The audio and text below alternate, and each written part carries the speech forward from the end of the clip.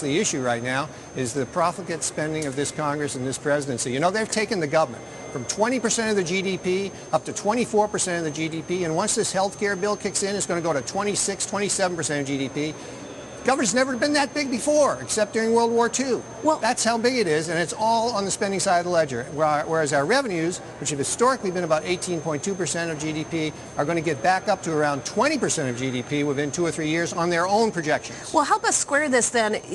The increase in the deficit by extending the tax cuts, seems to me there's not enough spending cuts that can be made to make up for the deficit that we're continuing to build up.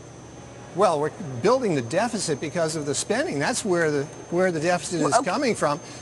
If you have revenues which are exceeding your historic norm, the historic norm is 18.2%, and revenues are headed up towards 19, 20%, it's not a revenue problem. It's the fact that you've taken the size of the government from 20% of GDP up to 24%, headed towards 27%. And that massive explosion in spending is where the problem is. It's not on the revenue side, it's on the spending side. So why put in place all this additional spending? Why don't you start cutting spending first? Because that actually is where the problem is. Talk to us, please, some specifics. What will you do as Senator Fiorina to stop federal spending and borrowing? All right, well, let's just start with some basics. How about we go back to 2008 levels of spending? Because if we did that, you know, federal government spending has increased 10% each of the last 2 years. We've added 100,000 federal government employees, as I mentioned, in the last 12 months. So let's just go back to 2008 levels. But then, Larry, we have to put in place some very systemic changes. Example, we need to put every agency budget up on the internet so everybody can see it. Example, we need to ask different questions in appropriations hearings. It's not why do you need more money, it's what are you doing with the money you have, and what would you do if you had 5% less or 10% less or 15% less. We need to put every piece of legislation up on the internet for public review and comment before it's voted on, and during that review period we need to know precisely what it's going to cost, and in particular what the impact will be on small businesses. We can't have situations anymore, as we did with the health care bill, where we were told it would reduce the deficit, and then, whoops, less than a month later we were told, no, actually it's going to add to the deficit, and oh, by the way, small businesses now have to fill out a 1099 for everyone with whom they do more than $600 worth of business a year. Those kinds of things are killing our economy, but they're also driving government spending out of control. All right, last one. We actually have to cut it. Do you have any proposals about out-year cuts in entitlement expenditures? Because if you were to say, look, let's keep that tax cut in place, we don't want to raise taxes now or ever, but we've got a list of things that we'd like to cut on the expenditure side in the out years. Well, you know, you retire at 73 instead of 69. First of all, let's just talk about these so-called tax cuts. You know, if you look at the entrepreneurs and the small and large businesses out there, nobody's getting a tax cut.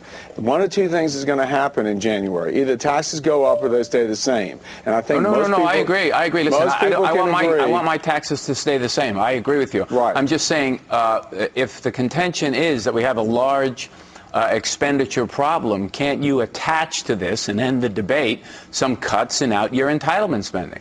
Well, you're saying we need to cut spending, so let's cut spending. Absolutely. Listen, we've got spending to cut in the short term, and what we've got is a huge problem in the long term where we've got to get serious about it. You're absolutely right. But we could get serious about it now. In other words, there's nothing preventing you from saying, I would propose that we cut 10 years out expenditures on Social Security by blank. You could do that today. You could put out a press release. I don't think I don't think there's any question that people looking at the situation know we've got to protect the retirees who are currently enjoying the entitlement benefits and Medicare and Social Security, those nearing retirement. What solution would you propose to really slash these unfunded liabilities? What we need to do is we need to do two things. I think we need to have a spending cap, constitutional amendment, that says that you can't spend over a certain percent of GDP. And if you did that, what would you want cut?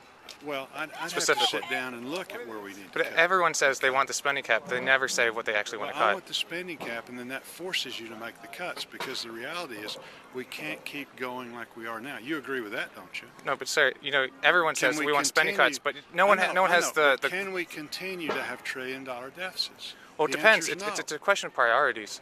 you know. No, it's a question of accounting. These are simple truths. You can't continue to go into debt that much. You know, everybody agrees with that. Bernanke agrees with that. President Obama agrees with it. Right. You cannot have trillion-dollar deficits. But what So would you do? the- What would you what cut? the spending cap would do would say, look, you've got to get serious. You know, you've got to actually make these very tough decisions as we go on. The other thing that I would do is I'd pass an amendment for the line item veto, so the president can take out the garbage out of these bills without vetoing the whole bill. But isn't that like kicking responsibility to someone else? I mean, you're a congressman and a respected person on these issues. What would you actually cut? Would you cut Medicare? Would you cut Social Security? Would you cut the Department of Education? Is there a specific program you would cut? I would sit down and I would, again. I would But can you pass name one though? I would pass I'd make it such. I'd make it just like in the state of Arkansas, where I'm from. Mm-hmm. They've got to have a balanced budget. Most of the states in the country have to have a balanced budget. And then you sit down and you do. You start prioritizing. And I'm not prepared to say right now, off the whatever. Mm-hmm. I mean, these are big decisions, and they need to be done very seriously.